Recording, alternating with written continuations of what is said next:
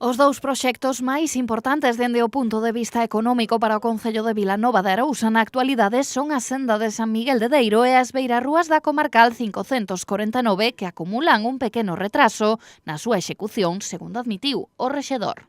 Que es que quebró la empresa redactora del proyecto. Entonces no informó las alegaciones, tardó en informarlas, ya están informadas, o sea, ese pequeño freno ya acabó y lo sacan ahora a licitación y calculan que sobre septiembre empezarán las obras. Unha importante inversión para o concello que, segundo afirma o alcalde, deixa en mal lugar a Deputación de Pontevedra. Lo cual deja en ridículo al organismo que tenía que apoyar a los concellos, que es Diputación, o sea, la infraestructura de la Xunta invierte 1.900.000 euros y Diputación nos roba 1.700.000 de la carretera de Bayón, que os recuerdo empiezan a declarar el 1 de marzo, ¿no? ¿Por qué? Le han robado ese dinero a los vecinos de Vilanova para llevárselo para Vigo.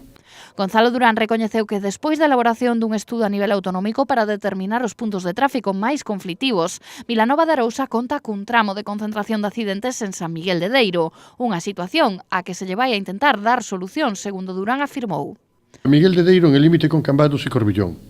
Es un tramo de tal, entonces van a mejorar la seguridad vial de los cruces con medias rotondas, con un montón de cosas, y también esperamos, por una alegación nuestra, con hacer beirarrúas en ese tramo, que faltaba de este proyecto ese tramo.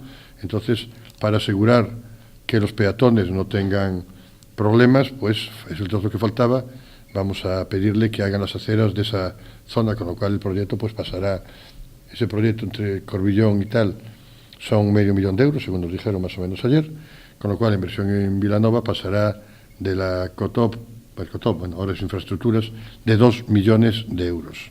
Unhas inversións moi necesarias para o concello arousán, segundo recoñeceu o seu rexedor, quen a súa vez afirma que se está a conseguir o obxectivo de completar a dotación de beirarrúas en toda a zona semiurbana. Ademais, sinalou que xa está lista a iluminación da senda do Ariño.